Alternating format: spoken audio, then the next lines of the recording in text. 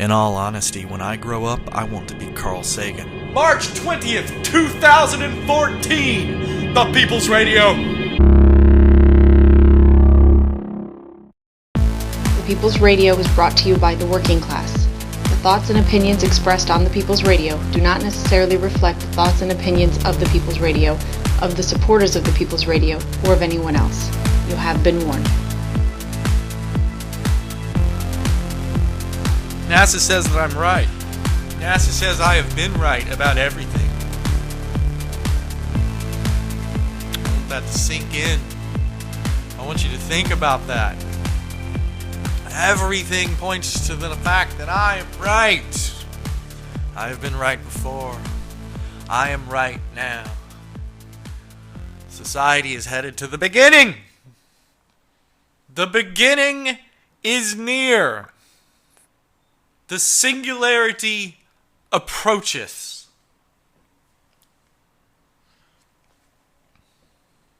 NASA sponsored a study by a mathematician and his team of researchers. The study will be published in an upcoming edition of Ecological Economics. The paper basically broke down society into what it is, empirically so. Commoners, you, and elites, they, the rich. What this study found was that our society, just like every society, is headed for a cataclysmic collapse. And this is a very specific collapse because we are consuming all of our resources, all of them. All of our resources are being consumed. And especially the elite class. The elite class is consuming so much more resources than the commoners. For you see, their private jets have to be fueled. Their yachts have to be fueled. I mean, just being a billionaire is not a neutral thing. You are putting a strain on the human resources, on the human economy, just by holding such sheer volume of wealth. But back to the study, back to the scientists. Don't listen to what I have to say. Listen to the experts.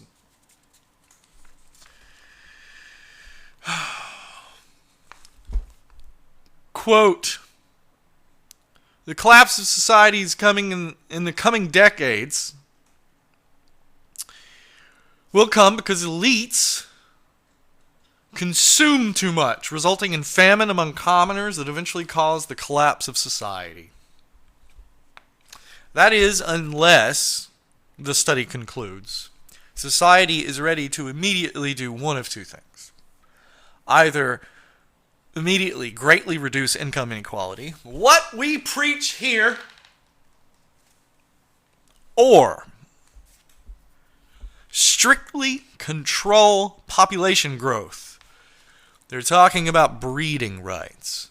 They're talking about taking away your right to breed. I want you to think about this, people. Before the elites, before the rich man will give up his yacht, he is going to declare that you don't have a right to a child. He's going to claim that you were too poor to support yourself or your family, so you don't deserve a child. It's coming. Get ready. Within the next 5 years, it's coming. That's going to be the next argument from the far right.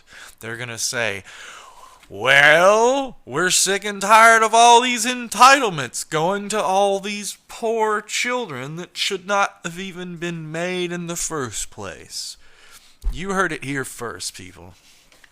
It's coming. Let's continue with the study. Quoting the study. There are two scenarios, two possible collapse scenarios with our current society. And that's, you have to understand that this study is calculating everything exactly as it is currently. So they don't really see any drastic changes. So if we just keep doing what we're doing now,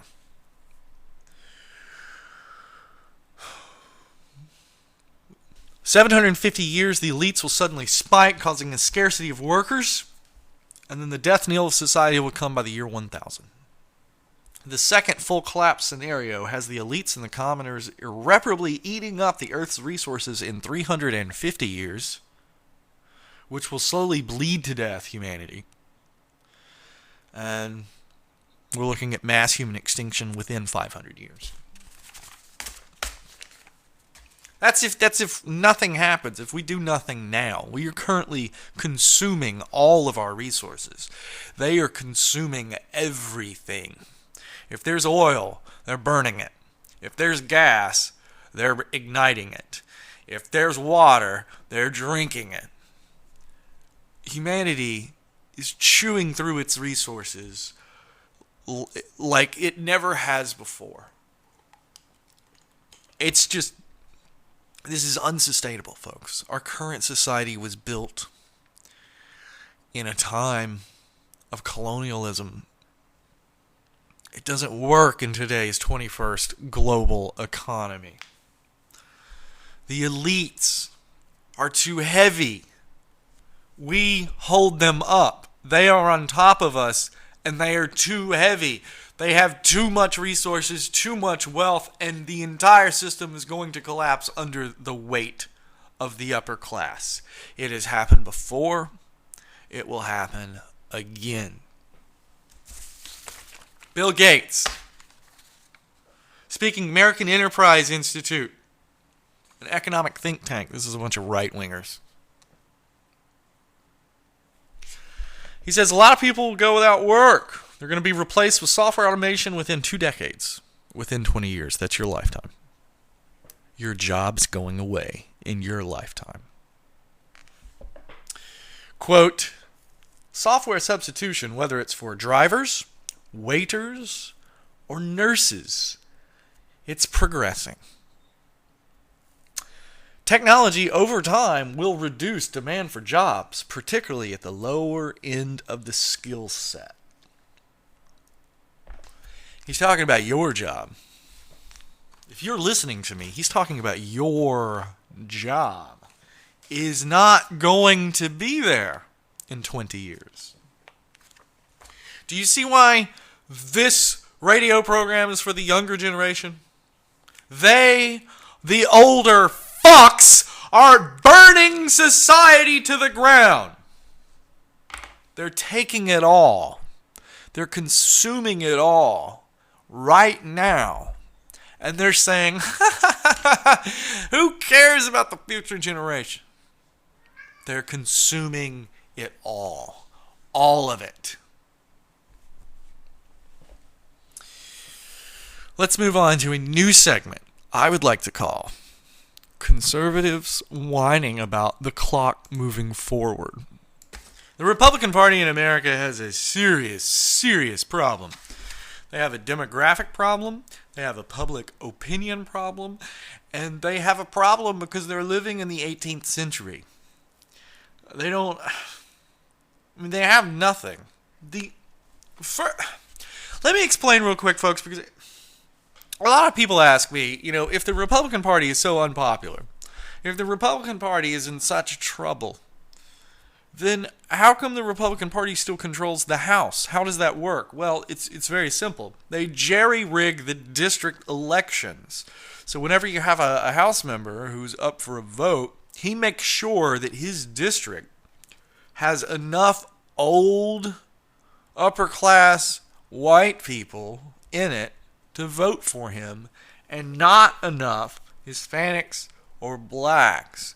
What they do is they marginalize the votes of the minorities, such as the blacks and Hispanics, or even liberal whites, by putting them together in their own districts, the minority districts. That way, even if you have high voter turnout, they're throwing their vote away on their liberal House representatives that are already going to be elected anyway. Those are throwaway votes that the Republican Party has already discarded. They don't care about that. They don't care about those seats. The only thing they care about is keeping that 60%, that 64%, that 65% of the House, that control.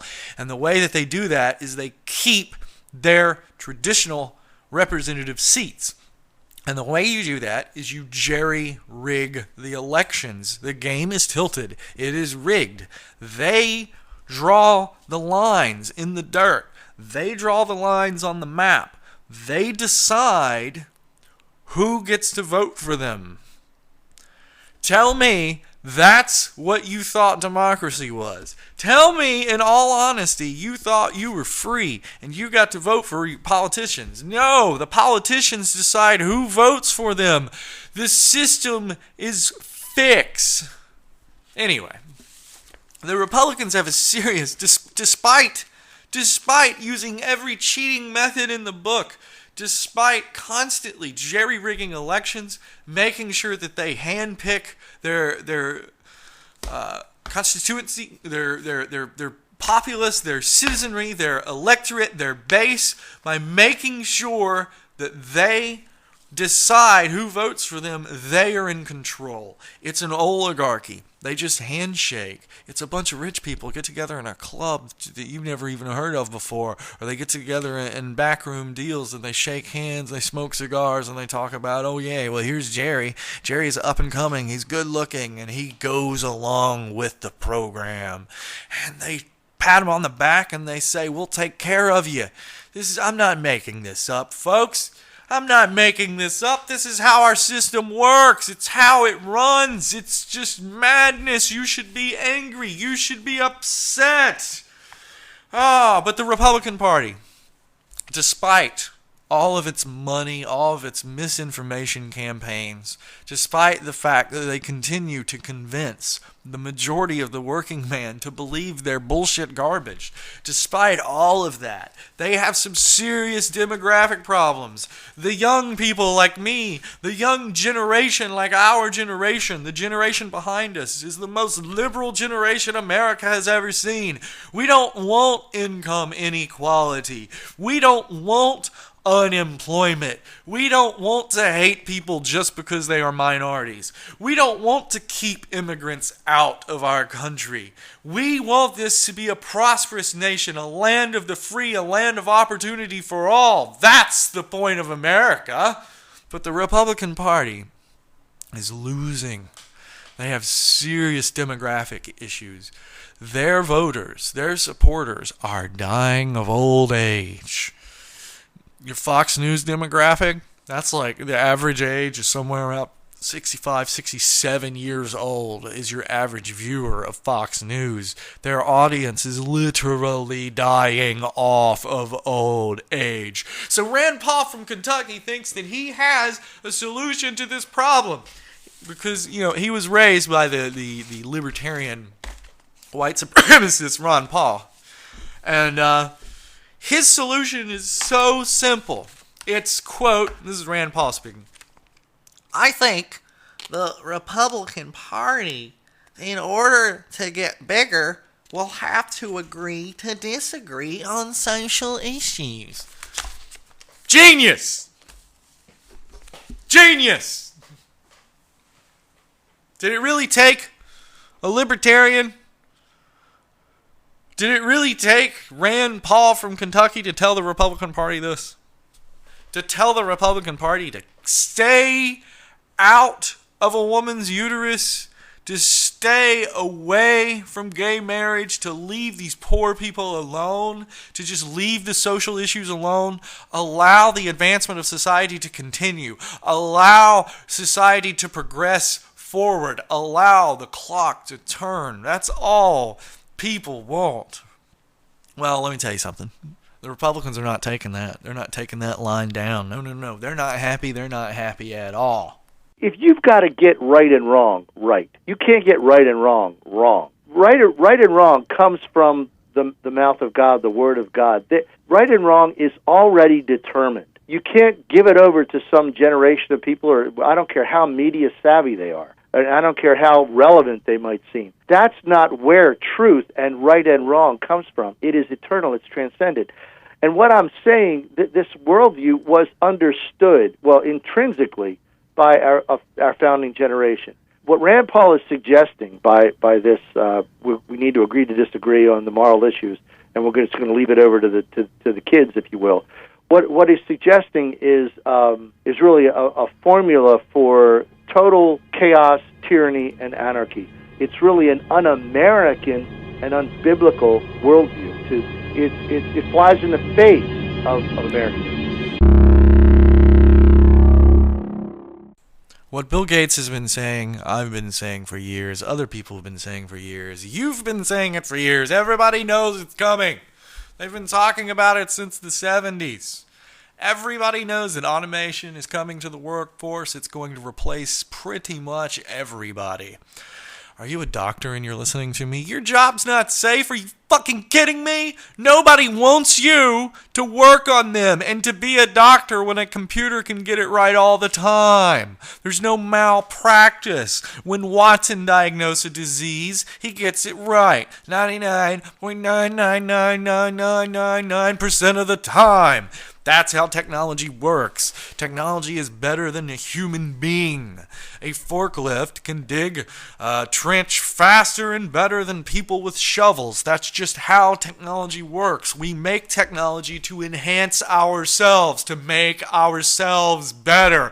Why do I want to pay you $5 an hour to clean a toilet when I can have a robot clean 100 toilets in an hour?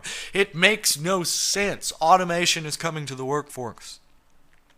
The 21st century workforce will be a volunteer workforce. It will be a volunteer workforce. I cannot say this enough. There's not enough jobs now. Do you think we're going to magically find enough jobs tomorrow? Do you think as more robots come online, as more software programs come online, as more Dr. Watsons come online, you think we're going to find room for more human jobs? I don't think so. A volunteer workforce is the future of mankind. So the only possible way that we do not split humanity into two different segments, into two different societies, into two different species, the rich man, the Elysium, the poor man, the commoner, the only way that we prevent that is by addressing income inequality now, right now. And I've got a plan to do just that. Organizing for Humanity is going to be the great equalizer in society. When every single mouth has food, when every single belly is full of food, when every single household has clean running water, when every single house has free, almost unlimited energy, then that volunteer workforce starts to look a little bit more feasible now, doesn't it? Doesn't it? Hold on. Let's think about this. Let's think through this for a moment. If you had, let's just say that you had no utility bills, right? Because your house is self-sufficient. So you own your house. You own your land. It's yours. It's your family's. Besides paying taxes, which paying taxes is a patriotic thing. Well, that's another show. We'll get to that. Paying taxes is your patriotic duty. It is your duty as a citizen. And those people at the top owe the most taxes, and they are dodging the most taxes. They are stealing from you the most. People get worried about the little welfare queen that might be taking $600 a month. And they completely ignore the Mitt Romneys of the world that are taking $600 million a month. It's insane. It's madness. But let's get back to this volunteer workforce, because this is how the resource-based economy will work. When you have your basic needs met, when you have education, when you have food, when you have clean water, when you have energy, when you have the internet, when you have telecommunication, when you have connection to the outside world, when you have basically everything that you have now, we can even throw in automobiles, because automobiles will be automated before the year 2030. That is a fact. Self-driving cars will be here by 2020 to 2022. Nissan's making it happen. Tesla's making it happen. GM's making it happen. Toyota's making it happen. This is going to happen. I'm not speaking madness. We have to get ready. We have to get ready, folks. The world is about to change. The world is about to change really, really, really fast. I cannot say this enough. The world is about to change, and you need to be ready, because they're ready. They already have money in the bank. They could never spend that money even if they tried. They are setting up their own private hospitals. They are setting up their own private institutions so that they can get their own personal medical care. Folks, the wealthy are starting to pay scientists to leave the public sector, the academia, the academic sector, the university, the public research that helps you and me. You know, that research that your tax dollars goes to so that a scientist somewhere can cure Alzheimer's or cure HIV or cure cancer. All that money that you spend for a scientist to do that research. Well, the government's been cut back so much, and that funding has been cut back so much that scientists are now leaving to go to research institutions that the billionaires are setting up, and they're paying the scientists more money to come and do the research that they want them to do. The billionaires are so wealthy and so powerful, they are now ordering custom-tailored science. If this doesn't scare the shit out of you, it should! They are setting up a separate society. They are setting up a separate world where they have their own scientists, their own engineers. They are setting up a top-level technocratic world for only the wealthy 1%. And they're going to leave. They're going to go to Mars, or they're going to live on a chateau on top of a mountain. They don't care. When the whole world goes to shit, and it's not going to happen overnight. And this is not... Come on, folks. Come on. The world's not... You're not going to wake up one day and then the world just goes to shit. Don't think for a minute that I'm preaching doom and gloom. I'm not preaching doom and gloom. I am preaching the awakening of mankind. The advancement of mankind. Human technology. Technological singularity is coming, and the 1% will not survive it. But if we allow them to set up their separate society, then they're going to take that singularity. Because it's only going to happen once. It's only going to happen once, and when it happens, somebody is going to be in control of it. What happens if they have it? What happens if they get the singularity inside their own little 1% society? What happens if less than 1,000 people or less than 10,000 human beings they get this technological singularity, they get these advantages, they get all of this new 21st century science, and then they just leave us all to die? That's a possibility. Listen to the way that they talk about you now. If you have the nerve to ask for a decent wage or to ask for health care, they start bitching and complaining and calling you a moocher, and saying that you just want an entitlement, that you feel that you are entitled. Yes! We are human beings! We are entitled! We are entitled to a good, decent living. We're entitled to a good, decent wage. We are humans. You have to stand up and you have to demand it. Nobody is going to give it to you. Nobody in this world is going to give you anything. You have to work for it.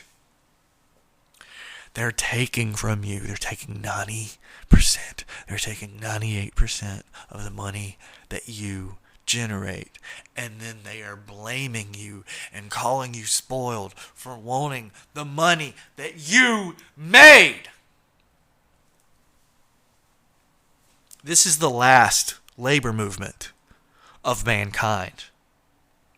I want to make that as clear as possible. This is the very last labor movement of mankind. We don't get another one. We will never have a working class again. After the year 2033, there will be no working class. There will be no workers. There will only be the history books. These are people that used to exist. They're getting ready to just allow you all to die. You can hear them. You can hear them talk about it. Don't even listen to the people. Listen to the people that even I get my information from. Tom Hartman yesterday on his radio program was talking about how we need to reduce the human population. What do you think he's talking about?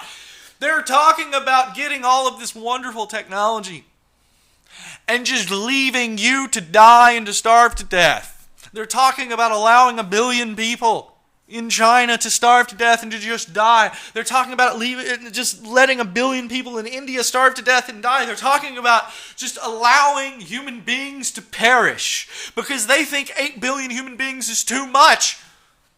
I'm here to tell you something that's going to blow your mind. 8 billion human beings is just the beginning! It's just the beginning! We are just now coming out of our cradle. We are just now hitting our stride. You want to look at all the advances in science and technology that we've had just in the past 100 years. We went from the steam engine to the moon. To the moon! We went from the steam engine to the moon in less than 75 years. You want to know why? I'll tell you why. Industrialization, globalization, one world economy, telecommunications, it's all adding up. It's all a snowball and it's going down a hill. But one of the major components of that snowball, one of the major reasons why it's going so fast is the human element, the human mind. The more people you have working on a problem, the quicker it gets solved. And right now we have 8 billion people working on problems. 8 billion! This is the greatest time to be a human. This today is the greatest day in the history of humanity to be alive. This notion that the past is some wonderful place that we should all be in. Are you kidding? Are you kidding? When they talk about the past, they're talking about the 1950s. They're talking about when people actually made a decent wage and the CEO pay, the top 1% pay, was actually more in line, more closer, more equal with worker pay. Since then, since the 47, since the 50s, since the 60s, since the 70s, CEO pay, banker pay, Wall Street pay has increased, worker productivity has increased, but your pay has not increased. But let me tell you what they're talking about. They're not talking about wages. They're not talking about wages. When they talk about going back to the good old days, I know what they're talking about. I grew up in Alabama. I know exactly what they're talking about because they talk about it openly. They talk about it openly when there's only white people around. They're talking about going back to the days of the civil rights, back to the days of sicking dogs on black people for getting out of line, back to the days of spraying down black people with fire hydrants because they dared have a sit-in. How dare the minority stand up for rights? That's what they're talking about when they're talking about going back to the good old days. They're talking about the white majority. This is insanity. Don't listen to it. Don't listen to it for a minute. Right now is the best time to be alive. Right now, there's more equality worldwide. There is less crime worldwide than there has ever been. There is more medical treatments worldwide than there has ever been. Right now is the best time in the history of humanity to be a human and to be alive. And we are only getting started. This is only our opening act. We haven't even unveiled Organizing for Humanity yet. We haven't even begun to deconstruct the income inequality. We have not even begun to start a one-world global society where everybody is equal, where everybody is connected 24/7. The technological singularity is coming. The technological singularity is coming. And we will all use the riptide of technology and the technological progression that is coming. We're going to use it. We're going to ride it. We're going to ride it like a wave. We're going to ride it like a technological wave.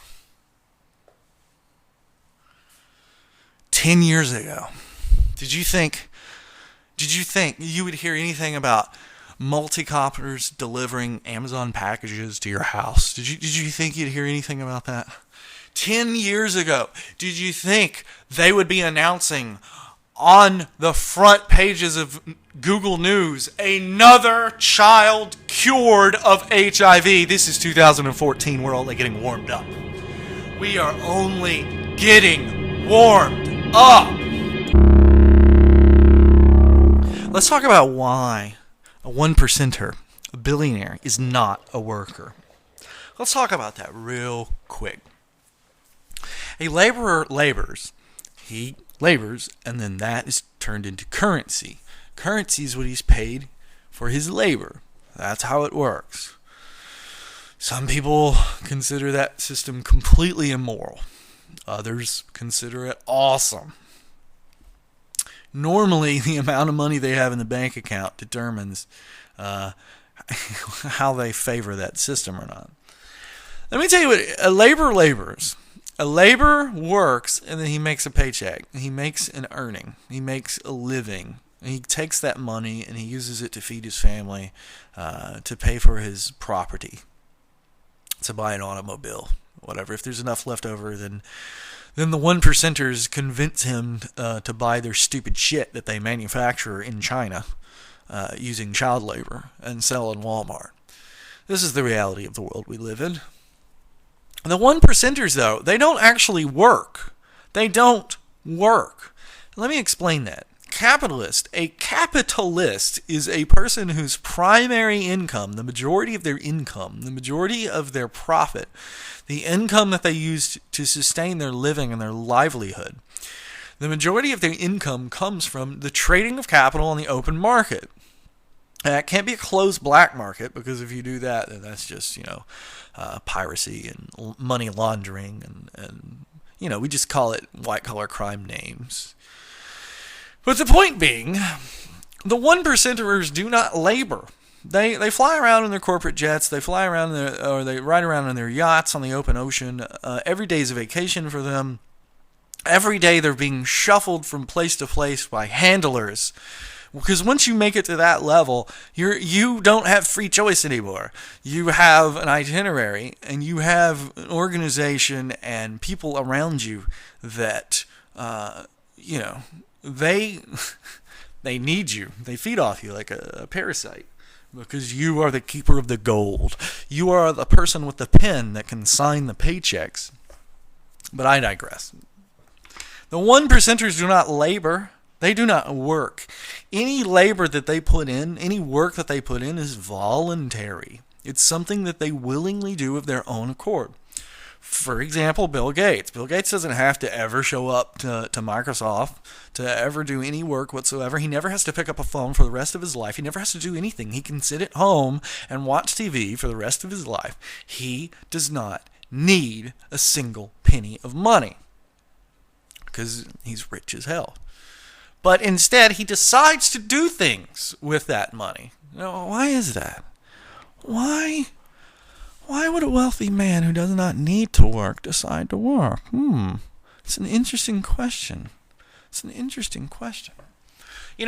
Carlin brought this up once. The wealthy 1% tells us that we give the poor people too much money, and they've lost their incentive to work because they get too much money. Meanwhile, they tell us that they, the 1%, will lose their incentive to work unless we give them more money. These two things are the exact opposite. They contradict themselves. Their entire philosophy is just one big fucked up hypocritical nonsense. It's a farce. Have you ever met a libertarian? You tell them right to their faces. They are monarchs. They believe in feudalism. They believe in man owning other man. They believe in slavery. They believe in inequality. They believe that one man should be able to earn the labor of 1 million other men. That one man should be able to own 1 million other men. That's what they believe. They believe that's a fair and just system. You tell that to them right to their face. Tell it to them. Don't let them get away with their nonsense. When they tell you taxation is theft, you look at them like they're idiots. Taxation is not theft. Folks, tax protesters have been with us since the beginning. Since the Roman Empire, since before the Roman Empire, the Egyptian Empire.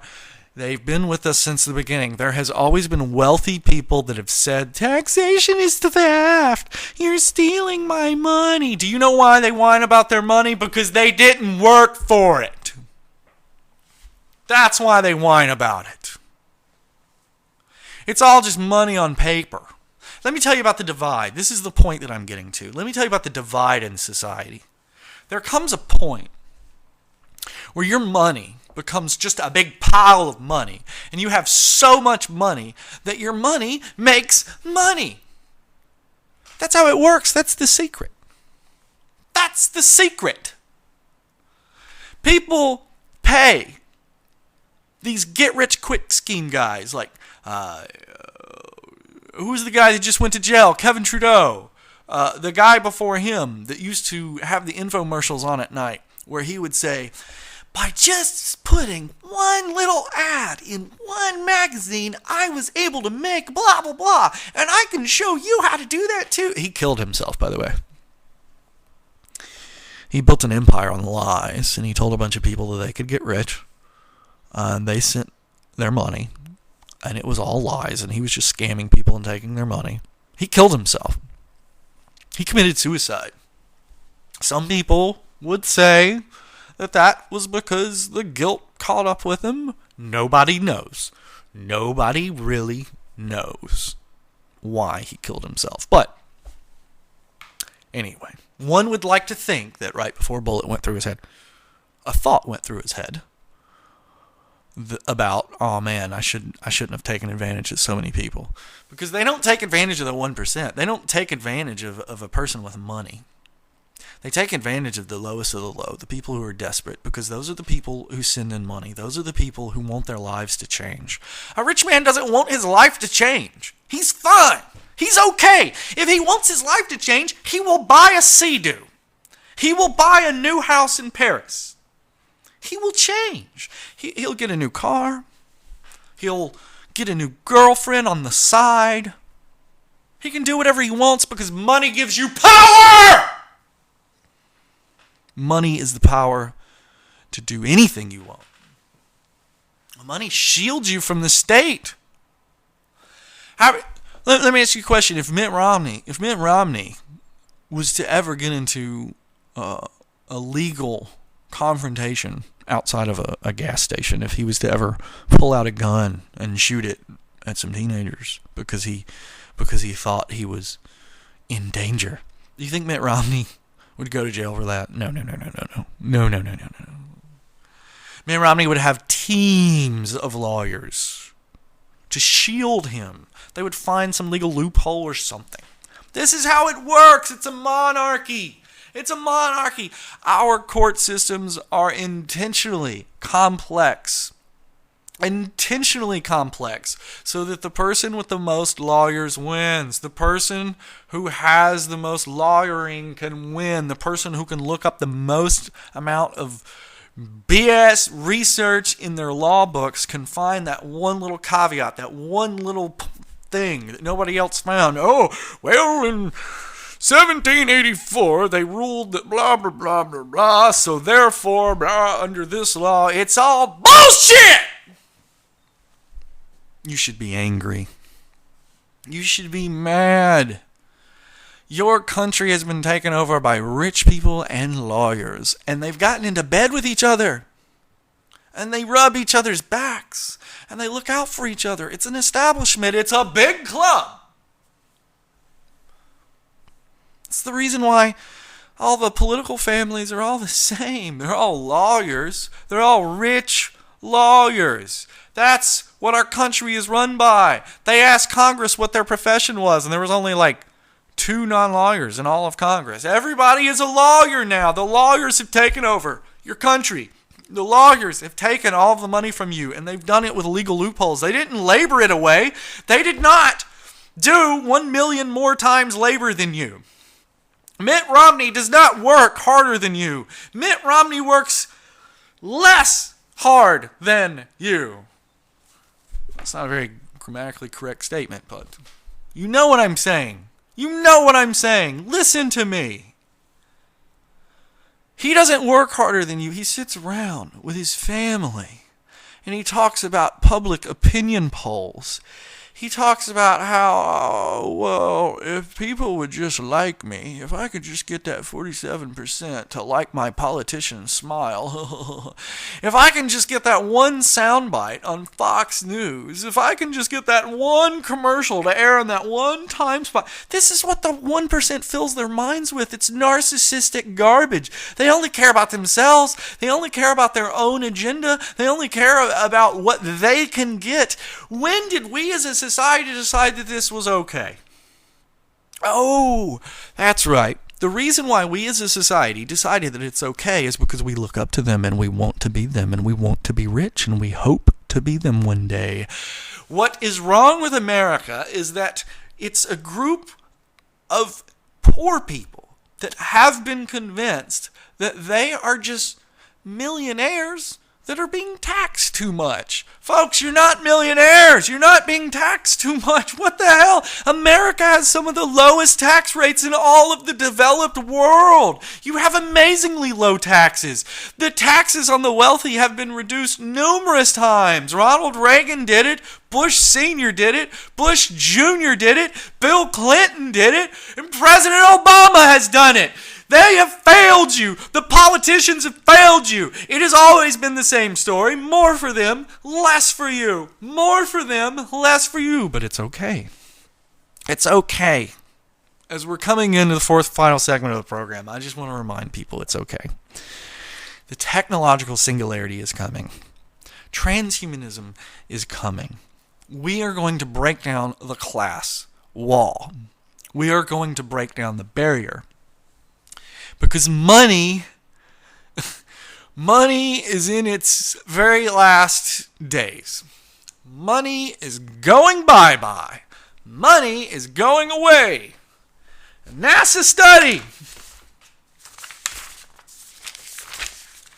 NASA-sponsored study.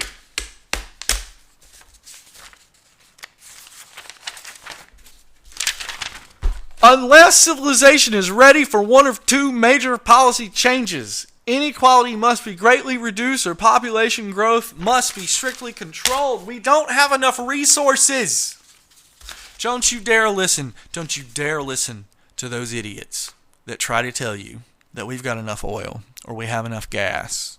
They have no idea what they're talking about. At current rate of consumption, we may, if we use every last drop of oil, we may have 100, 120 years left. Maybe. Folks, that means there's some people alive today that will see us run out of oil if we keep consuming it at this rate. But we're not consuming it at this rate. Every single day it increases. Every single day we consume more and more and more and more. Our consumption rate goes up. And now the 1%ers, the globalists, the elite, your owners, the people who own you, they want to industrialize Africa now. They've industrialized China. They're industrializing India. They want to industrialize Africa now. They want to build coal power plants. They want to build Walmarts. They want to build factories where children will work for pennies a day. They want to continue the expansion, the reckless expansion, the vampirization of the human race. They want to continue sucking your productivity from you in order to enhance their own personal wealth and greed. We must get away from this. We must do something else. So what are we going to do? What are we going to do? What are we, the lower working class, going to do? We are going to use their system against them. We are going to use their technology against them. We are going to build a new world with off-the-shelf parts. In the final segment, I always like to talk about what Organizing for Humanity is doing. How our movement is going. Well, the website is currently being constructed. It's currently being built. We went through several hosting providers as choices, and then we narrowed down one that we think works for us. And now we're working on the actual construction of the website itself. Now, organizingforhumanity.com will just be a portal, a gateway for information, and a gateway to the individual websites. When you go to organizingforhumanity.com, it'll have links. It'll go to the wiki. The wiki. Have you worked on the wiki? Are you listening to me? Have you worked on the wiki? Go to the wiki. Go to wiki. And then it'll have the Reddit, and it will, of course, have a link to the People's Radio so that people can stay informed and or be entertained at the sound of an angry liberal ranting over a microphone. So what is Organizing for Humanity up to? Well, recently we've been designing a scouter drone, and the scouter drone is going to be ultra high speed, low passing. It's probably going to operate normally at around 50 to 60 feet, 40 to 60 feet. And it's for suburban scouting. So the idea is that the scout will be released daily to scout the routes that the delivery multicopters will be making to deliver to the houses. So the scout will run the route to make sure that the route is clear, there's no obstructions and all that. And the scout itself, the feed can actually be piped to a central control authority back at OFH headquarters, wherever that might be. It could be in the Caribbean Isle. It could be anywhere on planet Earth, and we could just pipe that feed to a human sitting in a terminal watching it. And if there's something that's gotten in the way, if there's construction on a power pole or something, then that scout will stop. Proximity sensors will go off and show that the way is not clear. It'll take a picture of it. It'll just take video of it, and then we'll know. This way, we can autonomously keep the skies clear. Keep a sort of ATC going in our Class G airspace, if you will. This is all currently in development. We have a long distance drone being developed. Long distance drone is going to transport cargo. We're talking about up to 50 pounds, and it will transport over long distance, like 100 miles, 300 miles, something like that. That way, each one of our OFH centers, each one of our Organizing for Humanity urban life enhancers will be connected to each other so that they can swap supplies, and it will be fully 100% automated. Now, remember, this is all off-the-shelf parts. We are using off-the-shelf parts. We are using technology that already exists today for Phase 1 of OFH's plans. So, Phase 1 is what we're entering into now. Once the website is up, we'll be out of mission critical, and we will be entering Phase 1. Phase 1 will be the construction of a distributed energy and food production grid and the construction of a distributed manufacturing base. And I want to talk about that a little bit. Our manufacturing base is going to be distributed. It will be you, the individual supporters, sitting at home helping us manufacture, and this is how it's going to work. Nowadays, you can buy a 3D printer for $500 to sit in your house. Well, supporters of OFH are going to be given a deal on a 3D printer that they can then keep in their house. And the idea is extremely simple. You can keep the 3D printer, and you can keep that in your house, and you can use it for whatever you want. You can use it for your family. It's yours. It's yours. But then when OFH goes through expansion, what we will do is we will send out files so that the distributed manufacturing grid can manufacture the parts. So you will manufacture a part. Your neighbor will manufacture a part. His neighbor will manufacture a part. Everybody will manufacture a part. And those parts will be mailed in. We will pay for shipping and handling. We'll send you a mailer, and it'll have an ID, part number 01762, and you'll print it up, and you'll put that part in there, and you'll send it in. This is how we as an organization can have massive manufacturing capabilities, but with the supporters helping. And I don't want the supporters to be helping financially all the time. It's not going to work that way. If I'm just another loudmouth idiot that's shouting for money and begging people to send me money, and nothing's ever going to change. Nothing will get done. We'll just tread water. Folks, I look at all these other organizations. I look at all these other nonprofits. I look at all these other organizations that claim that they're... let me reword this, because I don't want to insult other organizations, because there are other organizations out there that do amazing good for the world. Habitat for Humanity is one of those, which is kind of how I got the inspiration for Organizing for Humanity, because Habitat for Humanity is a fabulous name, and it makes it very clear. We're building homes for humans. We're not building homes for Americans. We're not building homes for whites or blacks or rich people or poor people. We're building homes for humanity. We're trying to get people homes. So, Organizing for Humanity is also, hopefully, encompassing and has that same level to it. But here's the idea. The nonprofits that I see out there today, the organizations I see out there today, I see a lot of overhead costs. I see a lot of employees. I see them struggling. They struggle constantly. They have to fundraise constantly. They constantly have to worry about where their next supporters or next support is coming from. They have to worry about, how they're going to make payroll, how they're going to get supplies. In order for Organizing for Humanity to work, we have to bypass all of these problems that has stopped everybody else. We have to bypass the employees through the use of automation. You know what I'm saying, folks. We have to automate these centers so that we don't have to pay employees to babysit them all the time, because that is tragedy of the commons. Any socialist or communist worth his salt will tell you that the reason why the system fails is called tragedy of commons.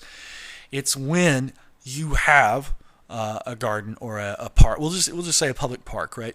You build a public park and everybody owns it. All the tax dollars paid for it to be constructed, and so all the families nearby can use the park anytime that they want, and they can go to it and play. Well, what happens with tragedy of the commons is, because everybody owns it, nobody really feels connected to it in a personal, private way. They don't really feel like they need to protect it. So they start just not caring about it, and they'll vandalize it, or they'll fail to stop somebody vandalizing it.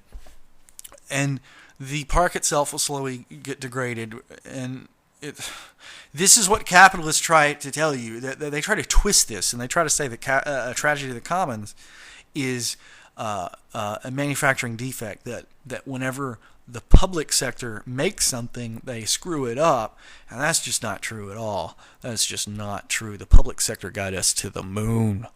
Yes, the public sector hired for-profit corporations, for-profit manufacturers to manufacture those parts, to manufacture that lunar lander, to manufacture the rocket. But it was government employees that designed it, government employees that came up with the design, sent them the design, and said, this is what we're going to do, blah, blah, blah. These are the specs that we want. These are the capabilities that we want. It was government engineers that reviewed all the plans and made sure that they were okay and everything was fine. Government sector pushes innovation. The government sector pushes innovation. The private sector normally just rides on the coattails of the government sector. Never, ever, ever forget that. The private sector does not innovate. The public sector innovates. The Transcontinental Railroad is built by the public sector. The International Space Station is built by the public sector. If you're ever reaching out to do something new, you need the public sector. And the reason why these capitalists are getting away with these lies is because the human race has not reached out to do something new in a long time, so we've forgotten. We're sitting with the same infrastructure since the 1970s here in America. This is the same infrastructure. It's the same power poles. It's the same power lines. It's the reason why your internet, America, your internet is like the slowest in the freaking developed world. You're like 27th when it comes to internet speed. Your internet sucks Cuba has better internet than you. Bermuda has better internet than you. Estonia has better internet than you. How do you feel about that? How do you feel about that? That's your private sector. That's your private capitalists that said, if the public sector just gives us a monopoly and protects us and allows us to be your telecommunication, we can provide you a much better service without competition. That's what they told you. And they're doing it again. The top 1% doesn't want competition. They don't want competition. They don't want the laborers to be able to earn money, because if the laborers can earn money, then they also can create. They also can come up with inventions and new manufacturing capabilities and new solutions to old problems.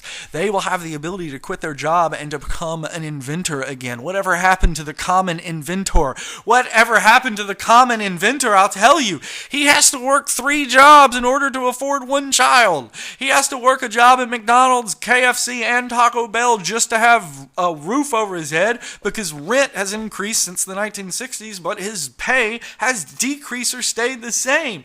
We don't have your everyday Joe Bob tinkerers who sit at home in the garage and build airplanes anymore, because they are stuck in a society of molasses. They are stuck in a social class that does not give them any mobility, does not give them the ability to do anything. They're stuck. Let me tell you, how many hours a week do you work?